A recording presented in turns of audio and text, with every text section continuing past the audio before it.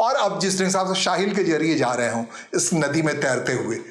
जो पुणे में जो कुछ हुआ, जो छात्रों के गूंज के नाम पे हुआ, देहरादून में हुआ, उस सिलसिले की शुरुआत कर रहे हैं और उसमें ये श्योर कर रहे हैं कोई आए ना आए लेकिन अल्पसंख्यक समुदाय के छात्र जरूर आ जाए। इसका आयोजनकर्ता खूब तसल्ली से इंतजाम कर रहे हैं। दरअसल बीते 12 वर्षों में कॉर्नर होते होते होते होते किसी को अगर इंक्लूसिव नहीं किया है भारतीय जनता पार्टी की सरकार ने या एनडीए की सरकार ने, तो यही आबादी है। और कॉर्नर होते होते उस कोनमुहाने पे पहुंच गई है, उस हाशिए पे पहुंच गई है जहां कांग्रेस को लगता है कि उनका साथ मिल गया, उनको हाशिए से खींच करके मुख्य धारा में लाने की कोशिश कर गए तो उनकी हालात बदल सकते हैं, उनकी स्थिति बदल सकती है। राहुल गांधी का एकमात्र फार्मूला यही है जो अब तक समझ में आ रहा है, क्योंकि और कोई अभी दिख नहीं रहा है, कोई मिल नहीं रहा है। राहुल गांधी कांग्रेस पार्टी को उन हलकों में पहुंचाना चाहते हैं, खासकर आने वाले दिनों में जो 5 राज्यों के महत्वपूर्ण राज्यों के चुनाव हैं उसमें कांग्रेस पार्टी की जो अंडरस्टैंडिंग बननी है या वोटर की बीच जाने का रास्ता निकलना है, तो जो कुछ ही प्रदर्शन उन सब के बीच बाकी से अलहदा, या फिर जो मुस्लिम वोटों पर अब तक ओवैसी का आधार बेस था, कब्जा था, या जब उत्तर प्रदेश की बात कर रहे हैं, समाजवादी पार्टी को पिछले चुनाव के दौर में आंख मूंद कर मुस्लिमों ने वोट दिया था। सिर्फ पंजाब की, उत्तर प्रदेश की बात क्यों करें,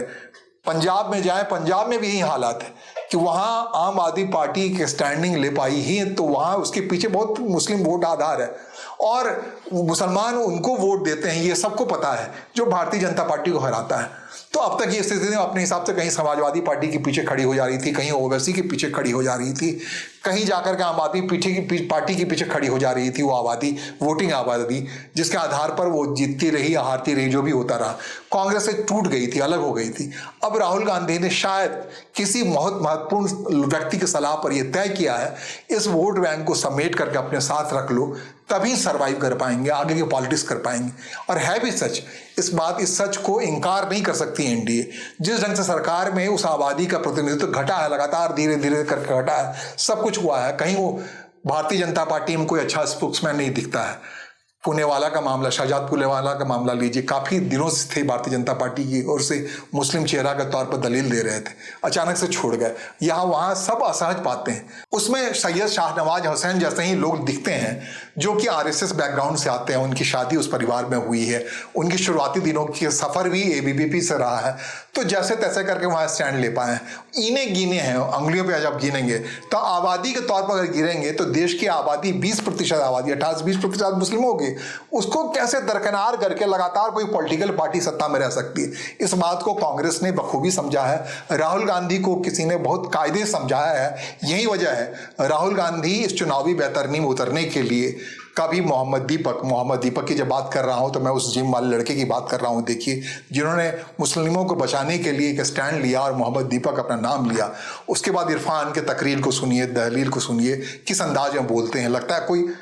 बिल्कुल आवाज है उस कॉमन आदमी की जो भारत का कॉमन आदमी है। और इस साहिल जिसके जरिए कांग्रेस पार्टी निकल रही है, राहुल गांधी के साथ चिपका दिख रहा है, उसके ऊपर आघात हुआ, वो बातें बोल रहा है, तो ये आने वाले दिनों की राजनीति की दशा और दिशा बताती है और कांग्रेस किस तरीके से आगे बढ़ने का रास्ता ढूंढ रही है। एक मुंह बहाना बंद पड़ा है कांग्रेस पार्टी के सर्वाइवल के लिए, उसमें राहुल गांधी ने यह नया रास्ता तय किया है। इसके लिए चाहे कांग्रेस पार्टी पर लाख इल्जाम लगे, अभी भारतीय जनता पार्टी के प्रवक्ता लगातार इल्जाम लगा रहे हैं कांग्रेस का मुस्लिम लीगीकरण हो गया है। कांग्रेस उस मुस्लिम लीग के पास चली गई है जो बंटवारे की जिम्मेदार थी, गुनाहगार थी। लेकिन दूसरा पहलू ये है, बीते 12 सालों से जब से प्रधानमंत्री नरेंद्र मोदी की सरकार बनी है, एनडीए की सरकार बनी है, तो इस आबादी में एहसास बढ़ा है कि वो हाशिए पर जा रही है, किनारे जा रही है और दबाव इस कदर नहीं बढ़ना चाहिए जिसमें कोई और परिस्थिति जन्म ले। उस परिस्थिति से बचाने का भी एक तरीका हो सकता है राहुल गांधी का यह अभियान। फिलहाल क्या होता है, लेकिन ये तय है कि कांग्रेस बहुत हद तक मुस्लिम आबादी के करीब जा रही है, उसका लाभ हानि सब कुछ कांग्रेस को झेलना पड़ेगा। फिलहाल मुझे सुनने और समझने के लिए आपका आभार, नमस्कार, धन्यवाद।